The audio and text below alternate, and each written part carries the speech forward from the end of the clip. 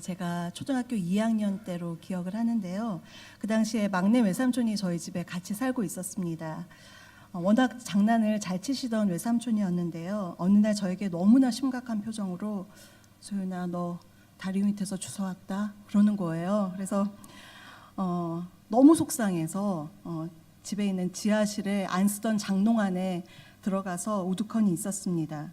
저희 가족들은 제가 없어진 줄 알고 동네방네 뛰어다니면서 저를 찾고 그러다가 이제 몇 시간 만에 제가 있는 곳을 발견하고 왔습니다. 삼촌은 자신의 장난 때문인 줄 알게 돼서 저한테 이제 말을 바로 바꿔서 너 그런 거 아니야. 너 엄마가 나왔어. 믿어줘. 그렇게 얘기를 하더라고요. 그런데 저는 그걸 믿을 수가 없었습니다. 제가 태어난 장면을 보지 못했기 때문에 어떻게 믿을 수 있었겠습니까? 결국 삼촌은 자신이 장난친 거라고 하면서 막 변명을 대다가 누가 셋째 딸을 데려오냐. 딸. 아니다. 아들을 데려왔지. 너 그러니까 엄마가 낳은 건 맞다. 이렇게 해서 또 생각해 보니까 맞는 것 같아요. 그래서 겨우 삼촌의 말이 믿어졌습니다. 아니 어떻게 보면 그 말을 정말 믿고 싶었습니다. 그리고서 이제 진정되었고 지금 생각해 보면 참 재미있는 해프닝으로 지금 생각이 되는데요. 제가 태어난 것을 직접 보지는 않았지만 삼촌이 장난을 치기 전까지는 별 의심 없이 부모님이 나를 낳으셨다는 걸 그냥 믿고 살았습니다. 그런데 생각해 보면 이 세상에서 나의 눈으로 볼 수는 없지만 당연히 그렇다고 믿는 그러한 일들이 참 많이 있습니다. 예를 들면 중력이라는 게 있죠. 우리 눈에 보이지는 않지만 당연히 그 힘이 우리를 지탱해 줄 것을 믿고 삽니다. 또한 눈에는 보이지 않지만 지구가 자전을 하고 공전을 하는 것, 그것을 우리가 의심하지 않습니다. 내일은 공전을 안 하면 어떡하지? 그런 걸로 우리가 걱정하지는 않습니다. 자연히 이런 것들은 우리가 걱정하지 않아도 알아서 움직인다며 그렇게 믿고 있습니다.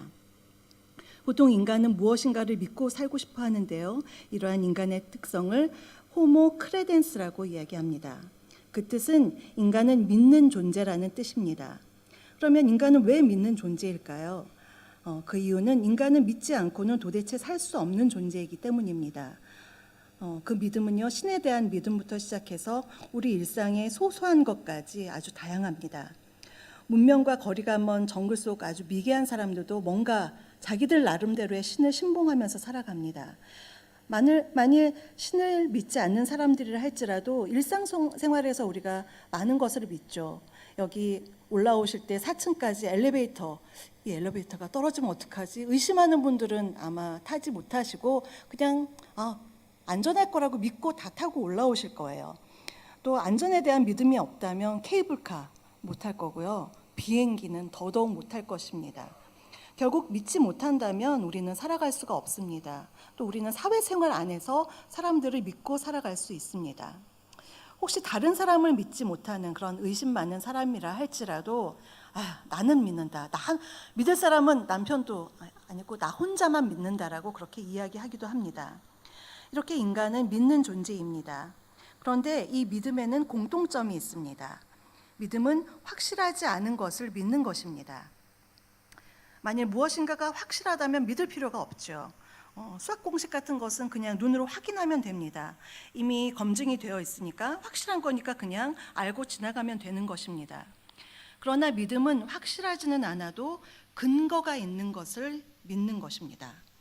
보통 성공을 추구하는 자기계발서를 보면요, I can do it 정신을 이야기하면서 할 수 있다고 그러면서 그 믿음의 근거를 자기 자신으로 삼으라고 그렇게 쓰여 있습니다. 또 현대인들은 많이 돈을 자기 믿음의 근거로 살아가기도 합니다. 제가 얼마 전에 어떤 분의 카카오 스토리라는 게 있죠. 이렇게 보다가 되게 특이하다라고 봤던 것은 매일매일 자기의 운세가 이렇게 올라와 있어요. 그래서 이분은 정말 자기 운세를 믿고 사시나 보다 그런 생각이 들었습니다. 대체로 사람들은 이렇게 뭔가를 믿으면서 살아갑니다. 그런데 성경에서 말하는 믿음은 다른 무엇보다도 하나님의 존재를 믿는 것입니다. 눈에 보이지는 않고 손으로 만질 수는 없어도 하나님이 계시다는 것을 믿는 것입니다. 하나님을 믿고 또 하나님 말씀도 믿고 하나님의 능력과 그 언약을 믿는 것입니다. 이것은 단순한 호모 크레덴스의 차원을 넘어서는 신앙을 필요로 하는 것입니다. 오늘 본문 우리가 함께 읽었는데요. 본문을 보시면 언뜻 보기에는 예수님이 귀신을 내쫓고 병자를 고치는 내용입니다. 하지만 그러한 사건들을 통해서 예수님이 제자들에게 그곳에 있는 사람들에게 정작 가르치고 싶어 하시는 것이 바로 이 믿음에 대한 부분이었습니다. 본문이 있는 17장 처음 앞쪽 부분을 보면요. 예수님과 세 제자, 베드로, 야고보, 요한 이렇게 세 제자가 변화산으로 올라갑니다. 그런데 예수님이 산에 올라가시고 안 계시는 사이에 저 산 아래에서는 어떠한 일들이 벌어집니다. 한 아버지가 간질병으로 고생하는 아들을 데리고 와서 그 세 제자를 제외한 나머지 제자에게 그 아들을 고쳐달라고 호소합니다. 그래서 제자들은 이 아이를 고쳐보려고 애를 썼습니다. 하지만 도무지 고칠 수가 없었습니다. 그 후에 이 아버지는 변화산에서 내려오시는 예수님을 보고 그 앞에 꿇어 엎드려 간구합니다. 그는 예수님께서 간질병으로 고생하는 자신의 아들을 불쌍히 여겨달라고, 우리 아들을 정말 불쌍하게 여겨달라고 그렇게 호소합니다. 간질병은 요즘으로 얘기하면 뇌전병이라고 이야기를 합니다. 보통 5분에서 10분 정도 발작을 일으키면서 거품을 물고 또 경련을 일으키기도 합니다. 이때 환자는 자기도 모르게 몸을 자해하기도 하는데요.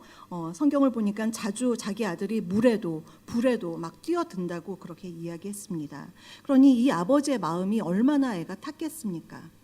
그 아픈 마음을 가지고 제자들을 찾아왔는데 병을 고칠 수 없으니 이제 예수님께 온 것입니다. 그런데 여기서 이상한 점이 있습니다. 본문 더 앞쪽 마태복음 10장 1절을 보시면요. 예수님은 12제자를 부르시고 그들을 파송하실 때 이미 그들에게 권능을 주셨습니다. 마태복음 10장 1절을 우리 다 같이 읽어보겠습니다. 예수께서 그의 12제자를 부르사 더러운 귀신을 쫓아내며 모든 병과 모든 약한 것을 고치는 권능을 주시니라. 네. 이렇듯이 제자들은 이미 예수님이 주신 권능을 부여받았습니다. 그런데 이상하게도 제자들은 이 아이를 고칠 수가 없었습니다. 이때 예수님은 9제자를 포함하여 거기에 모인 무리들을 향하여 어떻게 책망하셨냐면요. 17절을 보시면 믿음이 없고 패역한 세대요. 아주 욕을 그렇게 하셨습니다. 질책하셨습니다. 제자들은 이전에 예수님을 따라다니면서 주님이 기적을 베푸시는 것을 많이 보았습니다. 그들은 예수님의 능력을 보았고 또한 자신들도 권능을 부여받았습니다. 그러나 제자들은 어떻게 된 일인지 어떤 능력도 행할 수가 없었습니다. 그 이유는 그들 안에 믿음이 없었기 때문입니다. 예수님은 그 아이를 데려오라 그렇게 말씀하신 후에 그 아이 안에 있던 귀신을 꾸짖어서 내쫓고 병을 고쳐주셨습니다. 이 아이의 병을 일으키는 원인은 귀신으로 인한 것이었습니다. 이때 제자들은 조용히 개인적인 자리에서 왜 자신들은 이러한 능력을 행하지 못했는지 예수님께 은밀히 물어봅니다.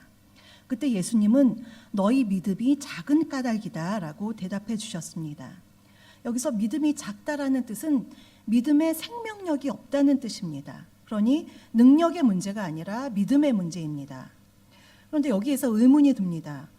분명 제자들은 권능까지 받았는데 왜 그들은 권능을 행할 수 없을 정도로 믿음이 작았을까요? 믿음이 작다는 것은 무엇을 의미할까요?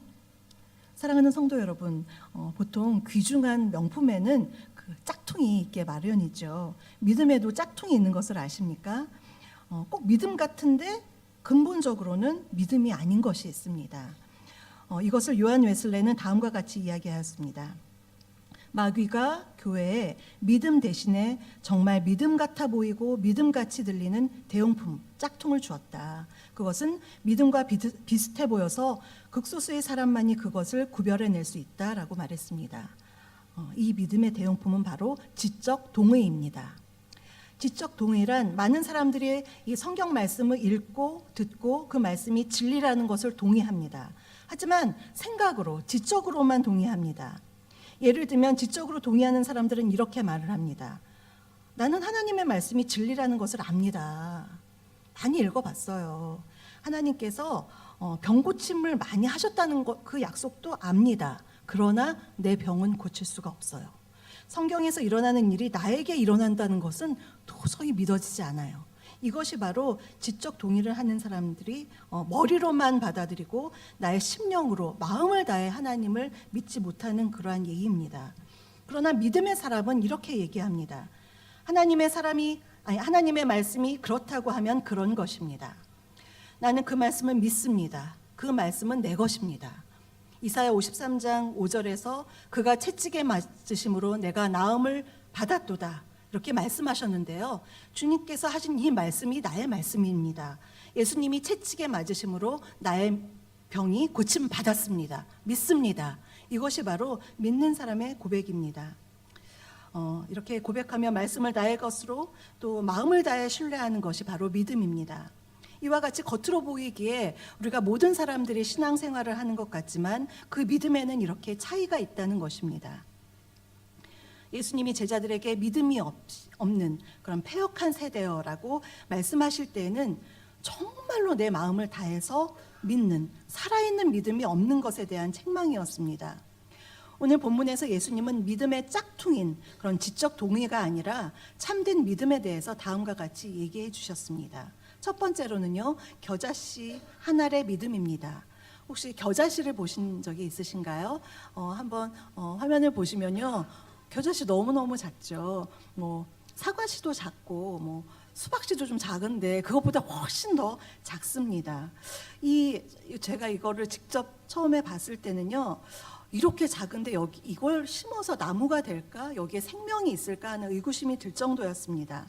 그런데 이렇게 작은 겨자씨가 그 안에 생명을 지니고 있습니다. 그래서 겨자씨를 심으면요, 나무가 3m에서 4.5m까지 자란다고 합니다. 팔레스틴 지방과 또 지중해 연안에 많이 이 겨자나무가 있는데요. 그 줄기는요, 가지에 새들이 앉아 있어도 부러지지 않을 정도로 그렇게 강하다고 합니다. 오늘 본문에서 예수님은 왜 믿음에 대해 말씀하시면서 이 겨자씨 한 알의 믿음을 말씀하셨을까요? 그것은 비록 겨자씨 한 알이 너무나 작아 보이죠. 그렇지만 그 안에 무한한 생명력과 가능성이 있다는 것을 강조하시는 것입니다. 그러므로 믿음에는 생명력이 중요합니다. 이 겨자씨와 같이 믿음이 아주 작다 하더라도 그 안에 생명력이 있으면, 지적 동의가 아닌 마음을 다해 믿는 믿음이 있으면 무한한 가능성이 있다는 것입니다. 예수님은 우리들에게 아주 어마어마한 큰 믿음을 요구하지 않으셨습니다. 이 겨자씨 한 알의 믿음은 우리가 소유하기에 불가능한 것이 아니라 가능한 믿음을 이야기하신 것입니다. 그러나 본문을 보면요, 안타깝게도 제자들은 이 겨자씨 하나 같은 크기의 믿음조차도 없었다는 것이 문제입니다. 겨자씨처럼 아주 작다 하더라도 하나님을 향한 살아있는 믿음, 마음을 다해 마음을 다하는 믿음을 소유할 때 기적이 우리의 삶에서 일어나는 것입니다. 영국의 유명한 시인인 알프레드 테니슨이라는 사람이 믿음에 대해서 시를 썼는데요. 이렇게 그 중간에 이러한 대목이 있습니다. 믿음은 최악 가운데서 최선을 엿본다. 믿음은 그 꽃이 떨어지기 전에 열매를 맛본다. 믿음은 노래 없는 새의 알 속에서 종달새의 노래를 듣는다. 굉장한 비약이죠. 믿음은 신기루라고 탄식하는 곳에서 샘터를 찾는다. 믿음에 대한 시인의 아름다운 시의 고백인데요. 믿음은 이렇듯 결과를 상상할 수 없는 상황에서 보이지 않는 세계를 현실화시켜 줍니다. 겨자씨 한 알에서 커다란 겨자나무를 현실화시켜 주는 것입니다. 예전에 제가 섬겼던 교회가 있었는데요. 그 교회 유치부에 남자 청년 선생님이 있었어요. 근데 그 선생님이 기도할 때, 이렇게 교사들 모여서 기도할 때 그 선생님이 대표 기도를 하면 참 인상에 남아서 지금도 기억을 하고 있습니다. 기도 끝마다 항상 이렇게 기도합니다. 하나님께서 이렇게 해 주실 줄 믿고 감사드립니다.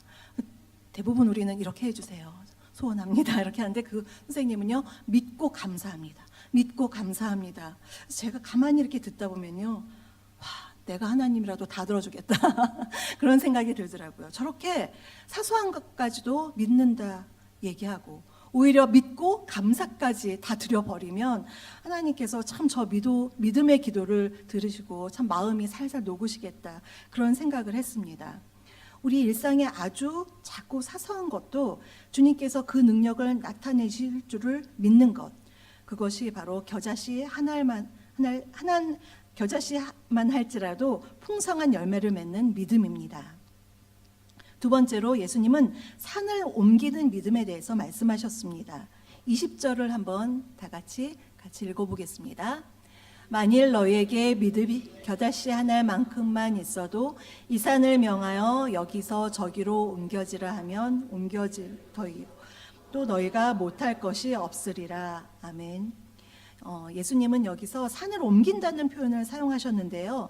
이 말은 그 당시에 유대인들이 잘 아는 표현이었습니다.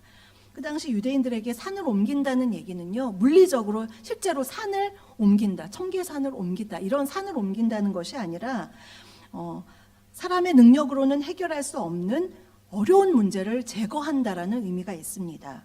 그러므로 여기서 주님이 말씀하시는 산을 옮기는 믿음은 태산 같은 크기의 어려운 장애물이나 인생의 문제도 옮겨버리고 제거할 수 있는 믿음에 대한 그러한 말씀입니다. 오늘 예수님께 찾아왔던 이 아버지, 아들이 간질병으로 고생해서 그것을 보고 너무 안타까웠던 이 아버지에게 산과 같은 문제는 바로 아들의 병이었습니다. 사랑하는 성도 여러분, 혹시 여러분에게 산과 같은 어려움이 있습니까? 여러분이 가정에, 남편에게 또는 자녀에게, 부모님께, 또 건강이나 물질에, 사업상에 산 같은 무게의 어려움이 있습니까? 오직 우리 앞에 산같이 놓여있는 그 어려움이 있을 때 우리에게 필요한 것은 오직 믿음입니다. 지적 동의가 아니라 우리에게 겨자씨만한 그러한 믿음만 있으면 그것을 가지고 정말 산을, 그러한 장애물을 옮길 수 있다고 오늘 이야기하고 있습니다. 그 믿음의 근거는 당연히 우리 자신에게 있지 않습니다. 나의 열심이나 계획, 또 나의 능력에 그 근거를 두지 않습니다. 믿음의 근거를 바로 살아계신 하나님께 두는 것입니다. 그 하나님이 나와 함께 하시고 나를 도와주실 줄 믿는 것입니다. 요즘 거리를 걷다 보면요, 단풍잎 색깔 너무 아름답고 은행나무 좀 떨어지긴 했어도 너무너무 빛깔이 아름다운 것을 볼 수가 있습니다. 그냥 그것만 봐도 창조의 하나님을 찬양할 수밖에 없는데요. 그 창조의 하나님의 능력은 자연을 보아도 그러하지만 우리 옆 사람 한번 보실까요? 주무시고 계시는 분이 계신가요? 옆 사람 너무 잘생기셨죠? 너무 아리따우시죠? 옆 사람을 이러한 신비로운 이 사람만 봐도 하나님의 능력이 놀랍습니다. 창세기 2장 7절을 보면요, 여호와 하나님이 땅의 흙으로 사람을 만드셨다고 합니다. 그런데 그 흙에 해당하는 히브리어 아파르는요, 우리 모래알 같은 흙이 아니라 티끌, 정확히는 먼지입니다. 창조의 하나님의 능력은요, 먼지로 이렇게 옆에 있는 멋진 사람들을 만들어내셨어요. 그 천지 만물을 창조하신 하나님이 땅의 티끌로, 먼지로 인간을 이렇게 정교하게 만드신 것을 보면요, 우리에게 생명을 공급하시고 또 이렇게 주관하시는 그 하나님의 놀라운 능력을 우리가 발견할 수 있습니다. 우리에게 전혀 희망이 없는 상황이 있을 수 있습니다. 그렇지만 이 위대하신 창조의 하나님이 한번 이렇게 슬쩍 터치하시면 생각지도 않은 상황이 펼쳐질 수 있고요, 문제가 해결될 수 있다는 것을 믿어야 합니다. 내 머리로는 아무리 이렇게 계산기를 두드려 보아도 답이 나오지 않지만 마치 사막의 강을 확 내듯이 하나님의 능력의 손길은 산 같은 어려움을 단번에 옮겨버릴 수 있다는 것을 믿는 것, 그것이 바로 우리에게 필요한 믿음입니다. 오늘 본문에서 이 아버지는 아들의 간질병이라는 커다란 산을 짊어지고 주님 앞에 나왔습니다. 그는 그의 문제를 주님 앞에 내려놓았습니다. 이 본문에 평행되는 본문이요, 마가복음 9장에 나오는데요, 22절에 이 아버지는 이렇게 얘기했습니다. 그러나 무엇을 하실 수 있거든 우리를 불쌍히 여기서 도와주소서, 이렇게 얘기했습니다. 그랬더니요, 23절은 우리 다 같이 읽어보겠습니다. 예수께서 이르시되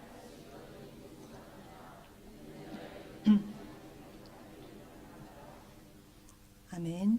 정말 중요한 말씀이죠. 펜이 있으시면 줄을 쫙 그으셔도 됩니다.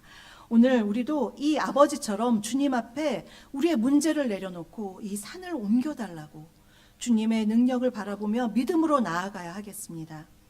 우리가 이렇게 믿음으로 기도할 때 놀라우신 주님의 능력으로 산 같은 우리의 문제들을 넉넉히 옮겨주실 줄 믿습니다. 베드로전서 5장 7절을 보면요, 너희 염려를 다 주께 맡기라, 이는 그가 너희를 돌보심이라 라고 말씀합니다.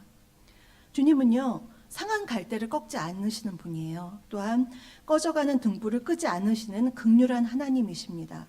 그러나 주님은요, 우리가 맨날 상한 갈대처럼 또 꺼져가는 등불처럼 그렇게 희미하게 살기를 원치 않으십니다. 매번 그렇게 나약하게 주저앉은 채 살아가기를 원하지 않으십니다.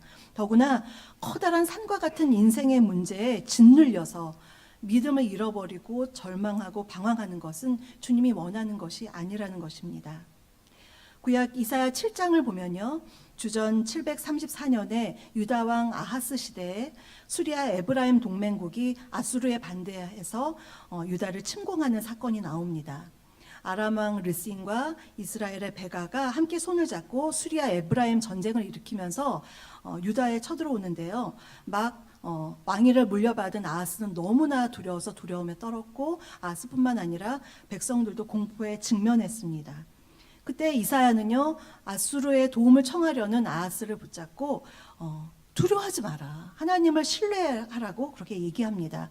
저 적들은 그렇게 커 보이지만 타다가 마는 부지깽이 그루터기에 불과하다. 오직 여호와 하나님을 신뢰하라고 말합니다. 아하스와 백성들은 객관적인 현실을 보면 너무너무 두려워서 벌벌 떨었지만 하나님의 말씀은요, 두려워하지 말라고 그렇게 이야기하셨습니다. 이사야는 아하스에게 하나님의 말씀을 전해주는데, 이사야 7장 9절 하반절을 보시면요, 이사야가 이렇게 얘기합니다. 한번 같이 읽어보겠습니다. 만일 너희가 굳게 믿지 아니하면 너희는 굳게 서지 못하리라. 여기서요, 굳게 믿다, 굳게 서다라는 이 단어가 한글로는 굉장히 다른 것 같은데, 히브리어로는요, 아만이라는 동사 하나의 변형된 형태입니다. 우리가 아멘 다 아시죠? 이 아멘이 아만에서 나왔는데요, 굳게 믿는 것과 굳게 서는 것은 하나입니다. 그래서 이것이 하나라는 것은요, 굳게 믿는 믿음을 가지고 흔들리지 않고 견고히 서는 것은 아주 긴밀하게 연결되어 있다는 것을 우리가 알 수가 있습니다.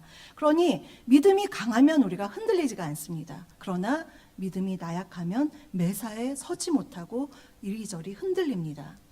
우리가 왜 매번 불안할까요? 믿음이 떨어졌기 때문입니다. 우리를 먹이시고 입히시고 도와주실 하나님을 도저히 믿지 못하기 때문에 우리가 불안한 것입니다. 그래서 굳건하게 또 견고하게 서지를 못하는 것입니다. 혹시 나를 힘들게 하는 배우자가 있다면, 나의 걱정거리인 자녀가 있다면 그들을 믿는 것이 아니라 그들을 능히 변화시키실 하나님을 믿는 것입니다. 그래서 하나님을 믿는다면 우리는 평안함 가운데 기도하면서 그냥 평안하게 지낼 수가 있습니다. 그러니 그 사람들이 문제가 아니에요. 문제라고 생각하는 사람이 문제가 아니라 결국에 보면 나의 믿음이 문제더라고요. 그래서 나의 믿음을 한번 돌아보시는 시간이 되기를 바랍니다. 조지 뮬러 하면 5만 번의 기도 응답을 받은 사람으로 유명한데요. 그의 자서전을 보면요, 그의 기도가 믿음에 근거한 기도였음을 알 수가 있습니다. 1838년경에 조지 뮬러는 고아원을 3개나 운영하고 있었습니다. 아이들도요, 100여 명에 달하는 이 아이들을 먹이고 입히려니 얼마나 많은 비용이 들었겠습니까? 하루 유지비만 해도 엄청났습니다. 그런데 설상가상으로 조지 뮬러가 중풍까지 걸려서 너무나 어려운 고통 속에 빠져 있었을 때, 그는 하나님께 모든 짐을 내려놓고 믿음으로 기도했습니다. 아이들을 먹여야 하는 턱없이 부족한 재정적인 상황에서도 주님께 기도하고 하나님을 신뢰할 때 정말 생각지도 않았는데 먹을 것이 들어오고 또 구제하는 용품이 들어오는, 그렇게 어김없이 채워주시는 하나님을 경험했습니다. 그는 그 믿음의 시련을 통해서 얻은 지혜를 가지고 기독교인들에게 강한 믿음을 갖기 위해 따라야 할 규칙이라는 것들을 제시했습니다. 한번 보시면요, 첫 번째로요, 성경을 읽고 묵상하라고 얘기했습니다. 우리가 하나님을 알 수 있는 방법은 기도와 그분의 말씀을 묵상하는 것입니다. 우리가 믿음은 들음에서 난다, 로마서 10장 17절의 말씀이 있죠. 성경을 읽을 때 이 말씀이 그냥 옛날의 말씀이 아니라, 지적 동의의 말씀이 아니라 나에게 이루어지는 현재 나의 말씀이다, 이렇게 생각하고 읽는 것이 필요합니다. 우리의 영혼은요, 하나님의 말씀을 묵상할 때 확신과 믿음에 가득하게 됩니다. 그래서 믿음이 흔들린다 그러면 주님의 말씀을 많이 읽고 또 열심히 교회 나와서 많이 듣고, 그렇게 하다 보면 믿음이 점점 강하게 됩니다. 그래서 하나님의 말씀은 우리의 영과 믿음의 양식이 되어서 말씀이 우리의 믿음을 성장시켜 줍니다. 두 번째는요, 고든 마음과 선한 양심을 가지도록 노력하라고 얘기했습니다. 왜냐하면 악한 욕심에서 믿습니다가 기도했는데 악한 욕심으로 한다면 하나님이 기뻐하지 않으시겠죠. 그래서 선한 양심으로 믿음으로 기도하라고 얘기했습니다. 세 번째는요, 믿음이 시험을 당할 때 그것을 오히려 기회로 삼고 더 강해지라, 그렇게 권면을 하고 있고요. 네 번째로는요, 우리의 믿음이 시련을 당할 때 스스로 그것을 막 해보려고 노력하지 마라. 하나님께 다 맡기고 그저 기다리라. 그렇게 이야기했습니다. 조지 밀러 정말 기도의 사람일 뿐만 아니라 믿음의 기도를 했던 정말 멋진 사람이었습니다. 잠시 제가 경험했던 상과 같은 어려움에 대한 이야기를 잠시 드리겠습니다. 여러분도 아시다시피 저는 재작년에 2016년도에 6월이었습니다. 암을 진단받았고 수술과 9차례 항암 치료를 했습니다. 안 믿어지시죠? 너무 건강해 보여서 언제 아팠냐고 요즘에 그렇게 얘기하시더라고요. 그 당시에 조직검사 결과에 암 2기라는 그런 판명을 들었을 때 두려움이나 어떠한 생각이 먼저 들기보다는 가장 먼저는 어떤 생각이 들었냐면요, 이 병이 왜 나한테 찾아왔지? 그런 의문이었습니다. 물론 건강을 잘 돌보지 못한 저 자신이나 그 당시 여러모로 어려웠던 그런 환경, 또 병의 원인일 수 있겠지만 모든 것이 하나님의 주권 안에 있다면 이 병을 통한 하나님의 메시지는 뭘까? 그것을 자꾸 생각하면서 기도하면서 하나님 저가 왜 아파요? 이렇게 계속 기도하는데요. 아무런 마음에 그 하나님의 그 어떤 메시지가 들리지 않는 것입니다. 근데 참 야속하게도 그래서 그냥 무작정 기도하면서 왜 그럴까요? 왜 그럴까요? 그렇게 물어만 보았습니다. 그 당시 이 암이라는 병의 고통도 있었지만 하나님의 침묵이 제 마음을 너무 힘들게 했습니다. 하나님이 너무 숨어 계시는 것 같더라고요. 그래서 어떻게 기도해야 할지 몰랐습니다. 내가 병이 낫는 게 하나님의 뜻일까? 아니면 성경에서 성도의 죽음이 귀하고 아름답다고 했는데 빨리 데려가시려나? 그런 생각이 들어서 낫게 해달라고 기도해야 될까? 그냥 이대로 가게 해달라, 천국 가게 해달라고 기도해야 될까? 너무나 헷갈리는 거예요. 그런 하나님의 침묵 가운데 그렇게 갈팡질팡하고 있었습니다. 그러다가 8월 13일 날 수술날 아침이 되었습니다. 아침 일찍 수술복이 있죠. 수술복을 입고 간호사가 이제 미는 그런 침대에 누워서 수술실로 복도로 쭉 가고 있는데요. 8월이었는데 복도가 너무 춥더라고요. 8월이면 더울 것 같은데 그 수술실로 향하는 마음이 또 겁도 나고 그래서 굉장히 추웠던 기억이 납니다. 그래서 눈을 감고 무서우니까 눈을 감고 기도하면서 가고 있는데 갑자기 그동안에는 그렇게 찾을 때는 조용히 가만 계시더니 수술실 가는 그 길목에서 주님께서 갑자기 물어보셨습니다. 딸아, 내가 너에게 무엇 해주기를 원하느냐? 어디서 많이 들어본 대목이죠. 그럴 때 제가 얼른 대답했습니다. 주님, 제가 낫기를 원합니다. 이것은 그런데요, 많은 성경의 병자들이 대답한 것이었기도 했지만 이게 그냥 암송한 것은 아니었습니다. 제 또한 믿음의 고백이기도 했고 또 제 소망의 고백이기도 했고 이렇게까지 신학 공부하고 사역을 했는데 아직 많은 사역을 하지 못한 것 같은데 하나님의 부르심에 다 응답하지 못한 것 같은 그러한 여러 가지 복합적인 마음에 주님, 제가 낫기를 원합니다 라고 대답했습니다. 그랬을 때 주님이 선명하게 내 믿음이 너를 구원하였느니라, 이 성경 말씀을 생각나게 해주셨습니다. 수술 직전의 극한 상황에서 주님은 저의 믿음에 대해서 이야기하셨습니다. 그때 저는요, 주님의 말씀을 통해서 믿음이 정말 중요하구나, 나의 믿음이 얼마나 중요한가 말씀을 많이 보고 제가 전하기도 했지만 직접적으로 제가 체험하는 그런 순간이었습니다. 수술이 잘 되고 나서요, 회복했고요. 그 후에 항암 치료를 해서 몇 번이나 병원을 오가면서 그렇게 수차례 입원을 했을 때 현실적인 눈을 보면요, 다인실에 다른 암 환자들이 누워 있었습니다. 1년 만에 재발했다, 2년 만에 재발했다 누워 있는 분들을 보면요, 나도 또 재발하면 어떡하지? 전이 되면 어떡하지? 그런 생각에 사로잡히면요, 잠이 오질 않아요. 그런데 그때 제가 붙들 수 있는 건요, 저를 믿을 수 없었어요. 주님의 말씀 따라 내 믿음이 너를 구원하였느니라. 그 말씀을 붙드는 것입니다. 그래서 마치 혈루병 걸린 여인이 예수님이 지나가실 때 그 옷자락을 붙들었을 때 그 능력을 덧입었듯이 믿음으로 주님의 옷자락을 붙드는 것입니다. 그래서 요즘에도 아침에 일어나면 주님, 제가 눈에는 보이지 않지만 주님의 옷자락을 제가 붙듭니다. 주님의 능력으로 저를 덮어주셔서 강건하게 해주십시오. 이렇게 기도합니다. 사명이 있는 한 하나님께서 건강을 지켜주실 줄 믿습니다. 그렇게 기도를 합니다. 뒤돌아보면 그 당시에는 제가 왜 암이 걸려야 했는지 주님께 들을 수는 없었지만 지금은요, 조금씩 그냥 느낌으로 알 수가 있습니다. 그 병을 통해서 믿음의 훈련을 그야말로 빡시게 받았고요. 저와 같이 어려움을 겪는 분들에게 믿음으로 이겨내시라고, 화이팅 하시라고 권면하면서 정말 나의 일처럼 간절하게 중보기도 하게 되었습니다. 또한 생명이 얼마나 소중한지 알게 되었고요. 우리 모두가 어차피 하나님 앞에 언젠가는 갈 터인데, 죽음을 맞이할 터인데, 죽음 너머의 영생의 소망이 얼마나 소중한가, 그것이 더욱더 깊이 저에게 박혀서 더 힘있게 이 복음의 말씀을 전하게 되었습니다. 그러니 믿음의 눈으로 보니까요, 암 또한 감사함이었습니다. 세 번째로 보시면요, 끝까지 믿는 믿음입니다. 우리는 지금까지 겨자씨만한 믿음을 통해서 믿음의 생명력이 중요함을 보았고요. 산을 옮길 만한 믿음을 통해서 하나님께 우리의 짐을 내려놓고 주님을 신뢰하는 것이 중요함을 알았습니다.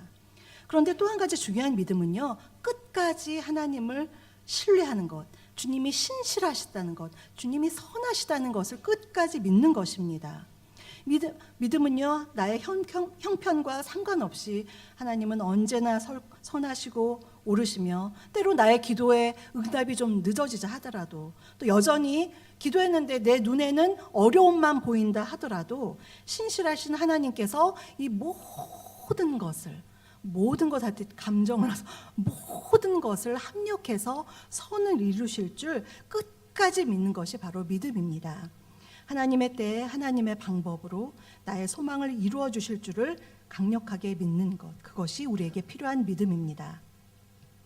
우리가 자녀들을 키울 때 우리가 그 아이가 원한다고 다 주지 않죠. 떼쓴다고 다 주지 않습니다. 때로는 시간이 더 지나서 자기가 원한 것보다 더 좋은 것을 주기도 합니다. 그런 또 동일한 하나님 아빠 아버지의 마음을 생각한다면요, 좀 응답이 더디더라도 우리가 주님을 믿고 신뢰할 수가 있습니다. 히브리서 11장을 보면요, 16명의 믿음의 용사의 이야기들이 나옵니다. 특별히 지금 6절이 나와 있는데요, 6절을 한번 다 같이 읽겠습니다. 믿음이 없이는 하나님을 기쁘시게 하고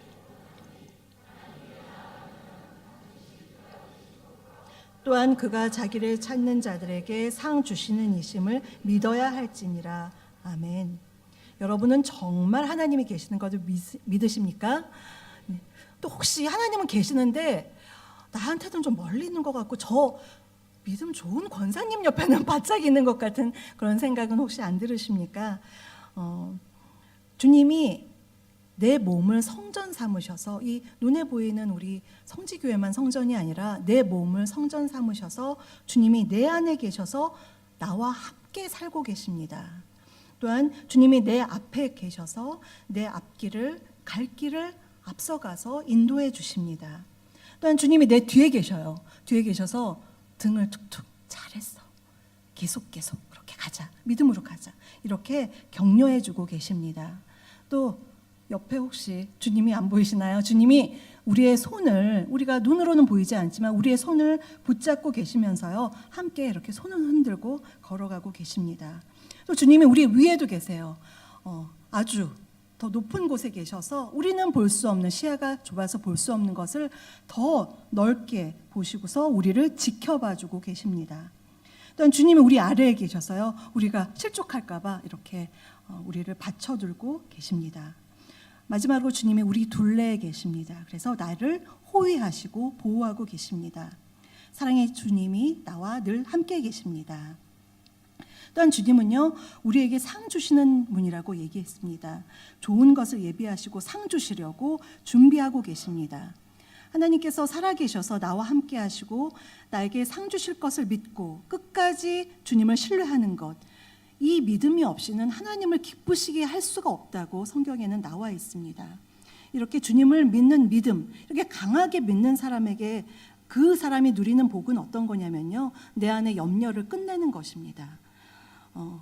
믿음으로 주님께 산과 같은 짐을 맡겨드리고 나는 그냥 마음의 고요함과 평안을 누리면서 사는 것, 그것이 바로 믿는 자의 그런 복입니다. 저는 주님의 은혜와 성지교회 성도님들의 사랑 가운데 목사 안수를 받았습니다. 명찰이 보이시나요? 신학 공부를 하고요, 10년 만에 이렇게 목사가 되었습니다. 너무너무 모든 것이 감사할 뿐입니다. 아까 말씀드렸지만 그 암투병했던 저와 지금의 저를 생각하면요, 지금 이 순간이 얼마나 기적과 같은 일인지 모릅니다. 그런데 또 한편으로는 감사하기도 하지만 또 한편으로는 두렵고 떨리는 마음으로 이 길을 갑니다. 제가 잘 이 길을 갈 수 있을까? 하나님이 보시기에 심실하고 겸손한 종이 되어서 비틀거리지 않고 끝까지 갈 수 있을까? 그러한 거룩한 부담감이 들기도 합니다. 그러나 지금 제가 붙들 수 있는 것은 주님이 저를 부르셨을 때 말씀을 주셨어요. 아가서 2장 10절의 말씀을 2008년도에 주셨는데요. 나의 사랑 나의 어여쁜 자야, 일어나서 함께 가자. 그 말씀으로 저를 이렇게 신학의 길로 콜링하셨거든요. 그 말씀을 믿는 것입니다. 저의 건강도 믿을 게 못 되고요, 저의 능력 더군다나 너무나 미천하기 때문에 못 믿지만 주님이 나와 함께 해주시고 나에게 힘주실 것을 믿는 것입니다. 특별히 이 목사 안수 받기 전에요, 성경을 묵상하다가 이 처음 콜링 받았던 이 말씀, 비슷한 말씀이 성경에서 발견이 눈에 확 들어오는 말씀으로 받아졌는데요. 마태복음 26장 46절을 보니까요, 예수님이 겟세마네 동산에서 기도하시다가 기도를 마치신 다음에 제자들에게 와서 일어나라 함께 가자, 보라 나를 파는 자가 가까이 왔느니라 라고 일어나서 함께 가자. 아까 제가 받았던 아가서 말씀하고요, 똑같은 말씀을 제자들에게 하시는 것을 보았습니다. 이 아가서와 이 마태복음 말씀이 묘하게 오버랩 되면서 주님과 함께 일어나서 함께 가는 길은 아가서의 말씀처럼 사랑이 가득한 그런 길이기도 하지만 또 하나는 주님의 그 십자가, 또한 나에게, 우리 각자에게 주시는 십자가가 있죠. 나에게 주신 십자가를, 그것을 감당해야 되는 고난의 길이라는 것도 알려주셨습니다. 그러나 중요한 건요, 십자가의 크기나 무기나 이거에 두려워할 게 아니라 주님이 함께 하신다는 것. 일어나라, 함께 가자. 주님이 잡아주셨으니까 주님, 제가 주님을 믿습니다 하는 그 말씀을 붙드는 것, 그것이 나에게 중요하다는 것을 깨달았습니다. 저는 이 말씀을 준비하면서 주님이 우리와 함께 하신다는 이 말씀이요, 비단 저에게 주신 말씀만이 아니라 오늘 여기 있는 모든 성도님들에게 주시는, 함께 해주시겠다는 그런 약속의 말씀이실 줄로 믿습니다. 사랑하는 성도 여러분, 저는 우리 교회 성도님들 모두가 산과 같은 문제가 있을지라도 나의 능력이 아니라 하나님의 능력을 믿고 주님께 맡기고 의뢰함으로 늘 마음에 평강이 넘쳐서 매일매일 찬양하는 그러한 삶을 사시기를 간절히 소망합니다. 믿음의 주여 온전케 하시는 예수님을 바라보고 매일매일 믿음으로, 아까 이 남선교회 여호수아 본받아 앞으로 가세, 제가 너무 감동을 받았는데요. 여호수아 본받아 정말 허락하신 새 땅을 들어가고자 믿음으로 분투하는 저와 여러분이 되시기를 간절히 소망합니다. 이 시간 다 같이 전능하신 나의 주 하나님, 우리에게는 능력이 없지만 하나님은 전능하시고 사막에도 길을 내시고 불가능을 가능케 하시는 그 하나님이신 것을 우리가 고백합니다 하는 마음